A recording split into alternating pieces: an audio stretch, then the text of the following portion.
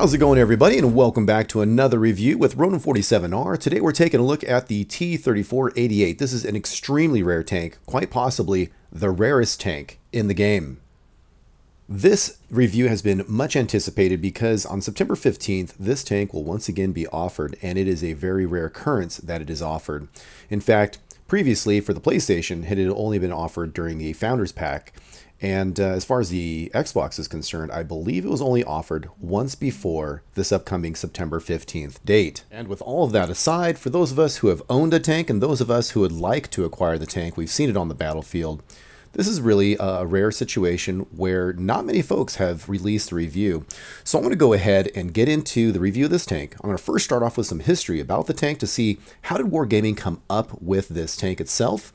And if you want to jump straight to the battles, go ahead and click in the information section, the description section. There should be a hot link to the time stamp, which will take you right to the battles. Now, I've always been interested in this tank and tanks similar to this, and what I mean by that is the tanks that are hybrids, where one country captures a tank belonging to another one, and then they alter it to meet their needs. And in preparation for this review, of course, I did some research, and the T-34-88 is, for lack of better words, it's a lot of it is an urban legend. It is a lot of talk in alleys and in shadows. Hard to find anything that is concrete about this tank. But we do know one thing for sure, and that is that tanks were absolutely captured by another country, and in some cases were altered, such as with this Russian heavy tank, the KV-1. The Germans captured it and replaced the gun with their own Quick 40. Now, just because a country captured the tank, it doesn't mean that they're going to go ahead and alter it. Sometimes, as in this example here, the Germans captured a T-34-85 and all they did was switch out the paint. Now, bringing this back to the T-34-88, what exactly is this tank? Well, it is a T-34-85 with one difference. And that one difference is that the tank has an 8.8 centimeter or 88 millimeter Quick 36 L56 gun. Now, in the terms of World of Tanks, that would be considered a Tier 7 gun, and that gun comes from the Tier 7 heavy tank of the German line, the Tiger 1. So a few questions come to mind if you stop and think about it. You're looking at a heavy tank chassis that's carrying around a heavy tank gun. This T-34-88 is alleging to have the 88 gun inside of its medium chassis. Is it possible? Not sure. This is what I came up with. Scouring all the books I can get my hands on, there is absolutely zero information on the T-34-88's existence, and they don't even make mention of the possibility of it existing. My last resort was to turn to the internet, and of all the searches that I did, everything was referencing pretty much the game itself. So as we're trying to investigate the T-34-88 that we see in World of Tanks, all of the results are from World of Tanks discussing that very thing. So it's kind of going in a circle. In a rare situation, I did come across a very good article written by Bravo Big Boom, and that can be found on the armoredpatrol.com website. In short, the article went into saying some things that I also found in other areas of the internet, and basically the concept behind changing an existing tank's armament when it's captured is as follows. You're saving on the ammunition because you cannot supply the enemy tank's gun with ammunition that you're not creating. So by switching over to the German 88, they can continue to supply the ammunition to that tank. Another reason why they did that is very similar to the reason why the Russians switched away from the 76 in the first place and over to the 85 is that they needed a stronger, more powerful gun. And with the Germans, they're going to go ahead and put in the 88, which they felt was superior to the 85. Furthermore, there are allegations that there was a test done to see if the 88 would fit into the T-34-85 because the L36 gun, the 88 German gun, is approximately the same weight as the Russian 85. And so in theory, that the turret ring would be able to support the weight of that new gun. Now, with all theories aside, we don't have any proof at all. These two pictures that I'm sharing with you right now are pretty much what the internet feels is the basis of the T-34-88 legend. And in some cases, it is such as this, an 88 flat gun on top of a T-34-85 chassis. And in this other situation, it is literally the exact same thing as a T-34-88 in the game, where they have replaced the gun. There are those that feel that these pictures have been photoshopped. So between that and not having any tangible evidence, we're really not going to know for sure. All right, folks, well, if it's okay with you, we're done talking about the legend of the T-34-88, where it came from, what it could have been. Let's focus on what we do know, what we do have, and that is this tank exists in World of Tanks. It is one of my favorites. You guys are interested in it. That's why you're taking a look at this review. Let's go ahead and take a look at the specs and see exactly how this thing ticks. All right, folks, let's get ready for some fun facts because, first of all, in Tankopedia, you can see that it is considered a Russian tank. It is medium. It's tier 6. The base value, the cost of it in gold is 3,750. They do not sell it in that fashion. However, that is the base cost value. 33.75 is the tonnage, and 720 hit points is what this thing is carrying around. Now, I want to quickly point out that the story behind this is that it's a Russian tank captured by a German unit. However, I initially was a little confused because if the Germans captured it, then it's in their possession. Yet when you filter, when you look in your garage, it is under the Russian nation. So that's where you'll find it. Now moving on, you can see that the configuration of the modules themselves, the engine is an 8, the turret is a 7, the gun is a 7, and the treads are a 6. And this is a nice way to kind of get an overview of how your tank is going to perform. Next up, looking at the specs, is mobility, and I personally feel that a medium tank has the need for mobility. It's very important. And in the T-34-88, the engine power is rated for the horsepower of 600, speed limit is 54, and the hull traverse is 38 degrees per second. The turret traverse speed is 46 degrees per second. Moving on with the specs here, you're going to look at the armor, and the armor for the hull and the turret, top and bottom there. As you can see that the front is 45, the sides are 45, the rear is 40, the turret armor is 90, 75, and 52. Now, in my experience, because this does see up to tier 8, you do get some surprisingly decent bounces, but it's absolutely nothing to rely upon. It is pennable. Moving on further with our specs is the armament, one of my favorite parts, and of course this is the defining factor within this tank, because for all intents and purposes this is exactly the same thing as the T-34-85. Now looking at the gun, which is a difference, you can see here it is an 88mm gun. It carries 38 shells, which you can split up between the AP, your premium rounds, and your HE, however you see fit. And it ranges from 165 to 275 for its average damage. The armor penetration averages between 99 and 165.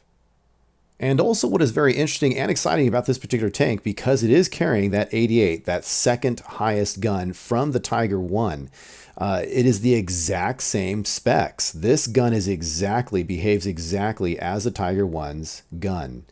Well, heck, in fact, let's go ahead and just jump into the garage there and take a look at the Tiger 1's gun, and you can see that it is the second package from the top. And again, it's an 8.8 centimeter quick 36 L56.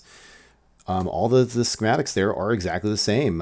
Here, they averaged it out for you. So the pen is 132 with premium 171. Damage is 220. And aim time is 2.29 and accuracy is 0.37. So again, exactly the same as the T-34-88. And just to drive the point home, there you go. No tricks up my sleeve. You can see there, this is a view of the gun package there for the T-34-88. And once again, it mimics exactly the same thing.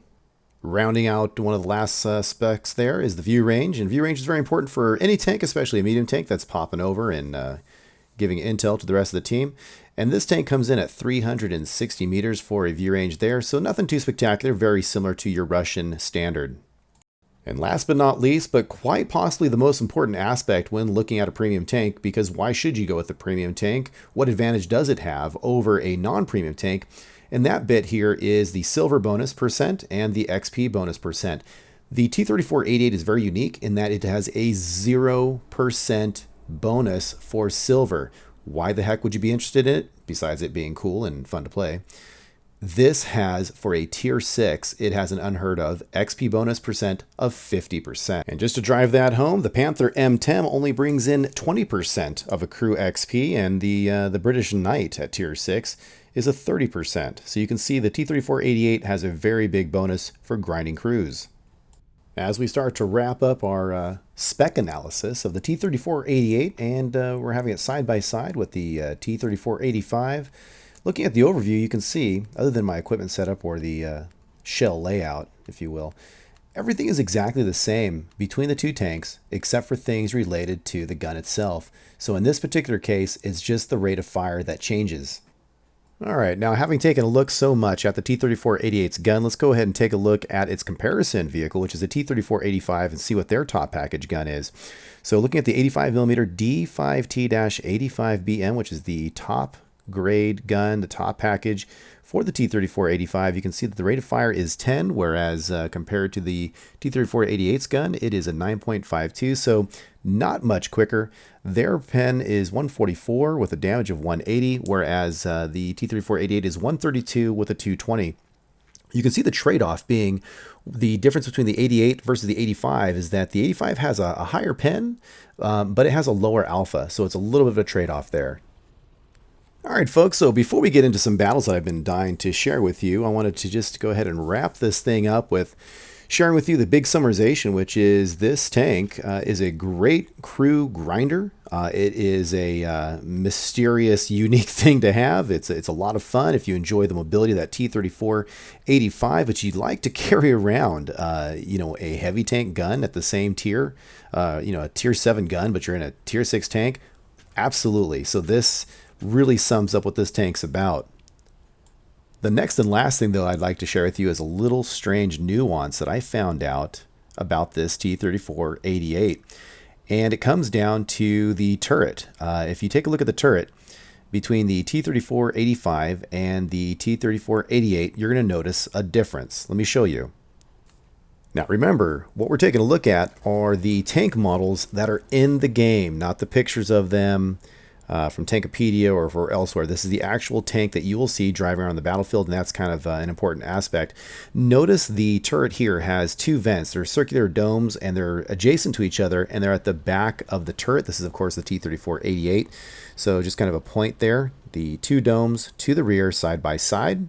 Now let's take a look at the T-34-85, and you can see that they have some vent covers, those domes once again. But on the T-34-85, and again, this is top package, mind you, these domes are not side by side in the rear. They are front and rear on the right-hand side. So just take a note of that. Now I'm going to show you this picture. I know it's not make or break, but I just found it to be kind of goofy. This is Tankopedia's picture of the T-34-88. Notice where the vents are. Then you go ahead and take a look at the in-game model, the T-34-88. Notice where the vents are. And you go ahead and take a look at the T-34-85's Tankopedia picture. Notice the vents are in the back. Taking a look at the in-game model of the T-34-85, and you'll notice that the vents are on the right-hand side, front and rear. So they have, the Tankopedia pictures are flipped. All right, just a fun, silly fact, but what does that mean to anyone? Well, in-game it means nothing. Historically speaking, though, it just means that the T-34-85 has a model 1945 turret. That is a more modern turret, whereas the T-34-88 has either the model 1943 or the model 1944, which was a little older turret. No big deal. All right, so I'm opening up some gameplay here for you just so you can get a feel for what it looks like with the movement of the tank on the terrain, how it's coming up and over some hills, what the reload time looks like, what does the damage rolls look like, the aim-in time, that sort of thing. This game I ended up losing, but while it was occurring, there was some pretty decent examples of what this gun can do and what this tank can do when you're in the right place at the right time. Then you have this shot over here on the move, kind of like a snapshot there. You can see how it's moving through the terrain, giving you an idea. Now I'm jumping over to another game, and I was just kind of showing you the ending results there. I was killed before the end, but even then, I wasn't able to do a lot. I mean, you can see 1580 as far as the damage, came in third, and then the person on the other team sent a good game. So always time for good sportsmanship, and you never know who's recording. This is another snapshot of a game. The footage itself got whacked, so I was able to save the ending game results. And as you can see, this game's a little bit better. The only thing holding this tank back is me. This thing is very capable of putting out some damage. Of course, it's running that nice gun. And let's take a look at the next one. So I went ahead and cut out the parts that have no action, and this is Airfield. It is a standard battle. Giving you some ideas of the aim-in time there. Taking a shot on the ARL V39 there, a tier 6 tank destroyer from the French line. Kind of tricky, shooting on the move there. Pulled back pretty quickly, but was able to land a shot, although it wasn't dead center, it was on the track. So he was tracked for at least a moment. I'm going to go ahead and weasel my way around the other side, and lo and behold, I still have line of sight of this guy, and he's still tracked. I don't know if it's by me or by someone else. Either way, he is just sitting there. Okay, so you can see I'm rolling a 201, sometimes rolling a 218. So pretty averagely, you're looking at around that 220 number. Getting ready for somebody to pop around the corner here. Boom, broadside for 134, but that was just using up the rest of his HP. Now I have a T-150, has some pretty decent armor right there on the other side of that hill, trying to figure out in which way I want to negotiate this. I'm not sure which way he's facing. So I'm going to go ahead and go downhill and take a quick little peek, and not too comfortable with him facing me, so I'm going to pull back. Not going to risk it. So you can see the whole traverse there, and I am going uphill, about 20 kilometers per hour. Nothing on the top there, kind of multitasking as I'm coming up and around this center rise here. Now there is a TOG-2 over there to my front and left. We still have the T-150 to the right. He is engaged with someone else. I need to take out the immediate threat, which is the TOG-2. Now the TOG, although it moves slowly, I'll tell you what, do not underestimate the TOG. It's still a very dangerous beast, and can get some lucky bounces there. Yeah, right there, it looked like it bounced right off the rear tread, to be honest. Boom, and here we go. Side shot right where the ammo is stored. Survey says ammo racked right there. Finished him off completely. In the world of tanks, you do have some modules that are actually located in certain areas in tanks. So if you know where to aim, you can mathematically increase the probability of doing such things as ammo racking. But that's a whole nother discussion for another time. So now we're down to 6 pens, 2 kills, nothing too crazy. And I'm going to take the long road and be a lot more cautious instead of just charging up the front. It's a habit I continually battle with myself. And here we go, going after that T1 Heavy and a VKH. Got some heavies up there. We do have somebody to the left, but no line of sight. Now, instead of taking the longer way and going to the right, I'm going to go to the left in hopes of trying to get an opportunity to shoot somebody. The T1 got killed, so he's out of it. So I'm getting nobody to play with. Oh, I now have an FV304. Got that Burt right there, and I pulled it off with 210. And I'm going to go for another shot. But I blow it completely. I over-moved the cursor. Terrible. So he is lost in infamy. I hope not. There we go. Got the M6 there from the side. Now he is making a run for it. We still have the bird on the other side of this this hill. No competition for me in this area, so hopefully I can get some damage on before guys are killed. Okay, there you go. So I was spotted, and it turns out it's this guy here. Got a long distance pass there. Made a touchdown. Got a Wolverine up here, but I don't have much of a shot. You can see I've just the rear of the, or just the front of the turret rather. So at least I spotted him. We got some spotted damage, and he moves out of the way before I can aim in. Okay, we have a heavy tank here, the M6. Again, we're the same tier. Snapshot and boom. Done, done, and done. Moving forward, so now I'm up to 4 kills and 11 pens. We have only one guy left. So I'm going to go ahead and hustle over there and see if I can play a little bit more with this Churchill 7. Getting closer, and here we go. Aiming in. Rolled a 231, which is a really good roll for this gun. Last but not least, boom. Finished him off for 230. So some pretty decent rolls there, and that concludes that game. Turns out, you know, I walked away with, well, 84 plus silver. Had one operation, and came in first there with 2785 as far as the damage is concerned. So damage. And you can see this tank can do some good out there if you give it the opportunity. Quick glance there at the individual items. So I went ahead and cut out the boring bits for this next battle. And not too much, because I'm starting to see some action pretty quick here on Prokhorovka, and it is a standard battle. And in this particular game, I chose to battle artillery. You can just see it hauling over my head. There's a Ram 2 that I got one shot into the turret. Okay, there is a Jumbo. Great armor on the Jumbo. I have been getting hit when I'm popping up, and I'm already down to about 35% health, which is not good. Switching over to some premium rounds here.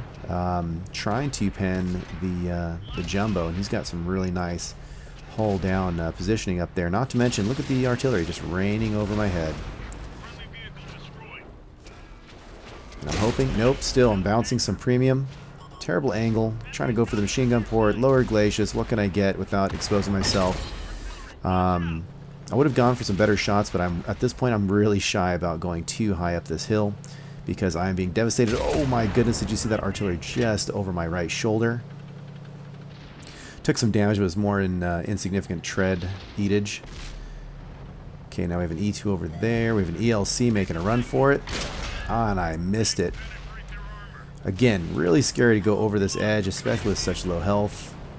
Oh man, I got a lucky bounce right there. Oh, took a hit. Yikes. T-14 off in the distance. Now, even though it's a tier 5, it has pretty darn good armor. But I'm able to pen him. Meanwhile, I'm trying to multitask and see what's going on with this ELC. Oh, man, that scared me. I thought that artillery was coming straight for me. Broadside, that would have been the end of my day. I mean, look at my health is so low. Good shot by Artie. And it's so low, but we're still so new into the game here. There's so much game left. Rolled a 226 on the T-14. Even though it's yellow, interesting, that bounce. But even though it's yellow, I've been getting some pens, even on a yellow. More often than I thought I would. Rolled a 227, and now I'm trying to guesstimate where he's going to be. Missed. I'm not going to waste any more shells. This does have limited shell carrying capability. Kind of just hanging out. What is going on there? Watching Artie throwing him over, and look who we see here in the middle of the open. But it's a grounder ball there. Barely nicked his tread, but did not track him. You're looking at 419, guessed where he was, did a nice little blind shot. Someone else finished him off. T-14 at the top, posting up there. Nice 45-degree angle to me. Got him in the tracks. He is tracked. Oh, got a one-hit wonder over there. Nope. Coming back over to the original T-14, who is still tracked. Maybe I can get a lower glacius. Maybe I can get him retracked. Anything helps. And survey says I was able to roll a 250, which is a really high roll there. Oh, he's turning. He's making a run for it. Will I reload in time before he goes downhill? And no, not going to happen. Cheeto off in the distance there. Easily pennable. Did not lead it just enough, but I got lucky with a 195 roll. Hopefully he's still, and he is done. Notice how he disappears, but when he fires, he reappears. That would be the camouflage factor of camouflage taking over because he's sitting still. But then when he fires, he loses that camo status, I guess, right there. T-14 looks like he came back up and took a peek, but he's playing it cautious, so smart. Uh-oh, got some guys shooting at me, so they know where I'm at. I mean, you can see I am lit up. Matilda, very good armor. I don't care if it's a tier 4. Sometimes pretty darn hard to pen.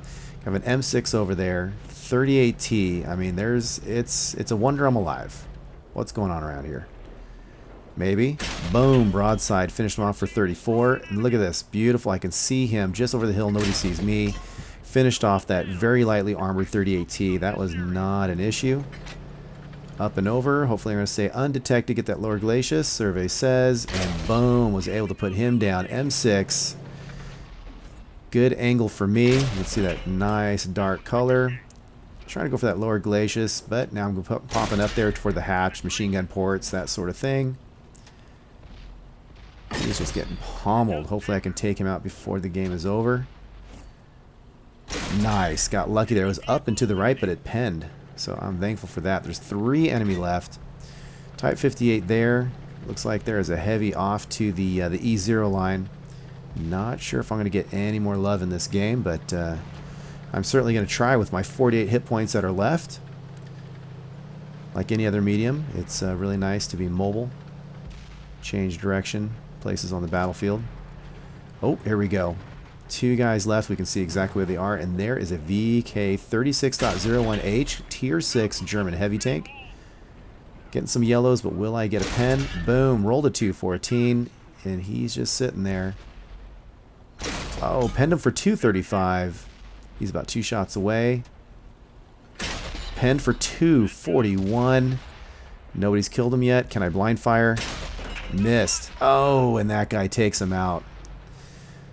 Okay, so the T1 Heavy is the last one involved here in this conflict. And will I get him? Will I get him? Oh, but he's in the way. Move out of the way, move out of the way. Maybe, but see the angle? That's a good armor deflection angle, but that was the only opportunity I had. Took it. No big deal. Still a good game with 17 pens, 5 kills, so on and so forth. So that was a pretty good game. Really am surprised that I survived as long as I did. Got a little Spartan action. Little snipey snipe. So, you know, 32-11 in the damage, 5 kills, 16-14 for the experience. So it's a pretty decent game. And again, at the end there, taking a quick sneak peek at some of the random bits there. Now, this over here is Live Oaks, and it is a standard battle. So, you know, you got to rush over to the town, again, depending on who you're playing with. Tiers, matchmaking, your tank, yada, yada, yada. But, you know, you can see I led the way. I was into town first. Lead by example because this is where we got to get it done. Got that hit on the Chihei. And not really looking to run across the open area because blind firing sucks. So here I'm going to cross over here. Good to go. Take in the back route here to Grandma's house. And maybe I can get a shot on the Chihei is what I am thinking. Meanwhile, we are moving forward. You notice there is hardly anything, if not nothing, that I've seen in the southeast portion of the map, so who knows where the big bulk of bad guys are. Big risk. Intelligence is very important, knowing where baddies are. So he is killed before I can get there. That sucks, but it's okay.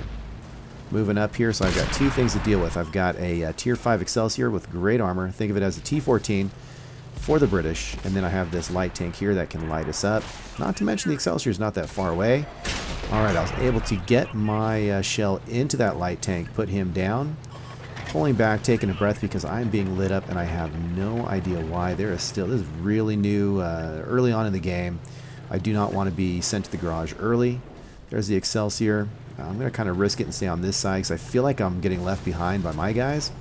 Again, maybe not that strategic, but it's a game and you're trying to go for points and stuff, so you play a little differently than, say, real life.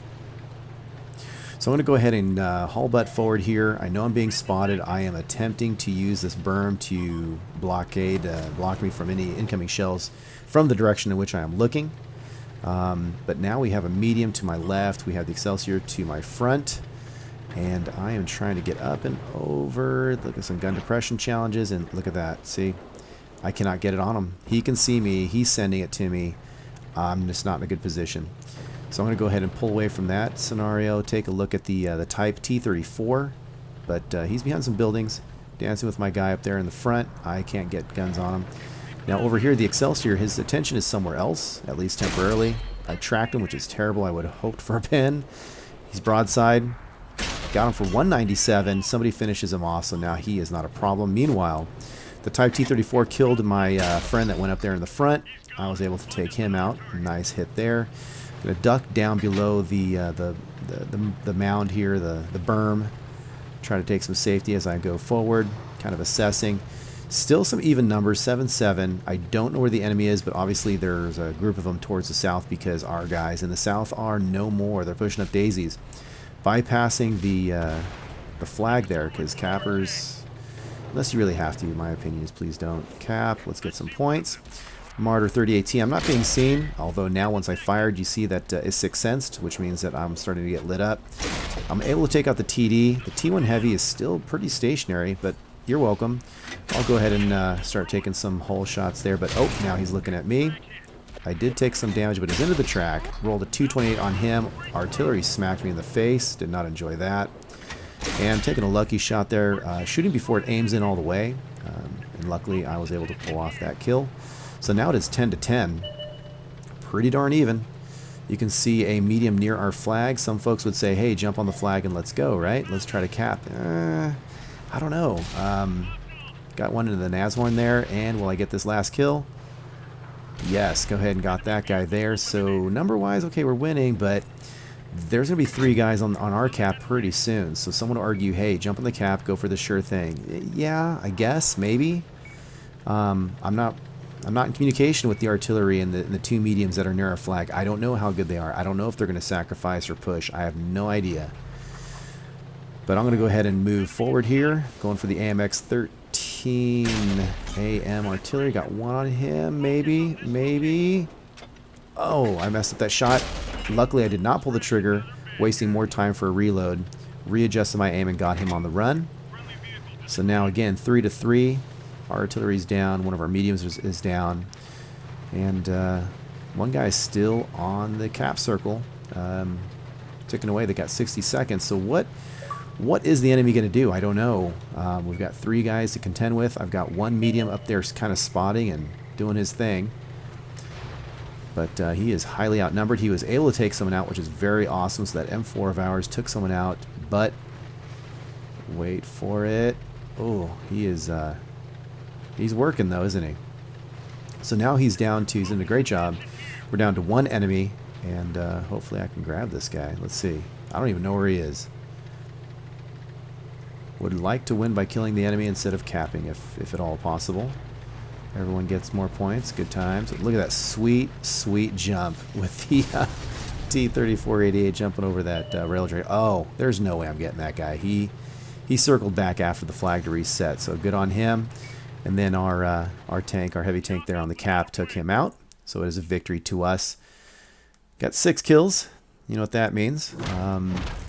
Ending up getting only about almost 59,000 in silver. Did get a few some ops in there. 3694 on the experience. It wasn't a ×2, so that was pretty sweet experience. Did get the top gun. 1670 damage. 1312 was the base XP there. 5 medals. Whoop-de-doo.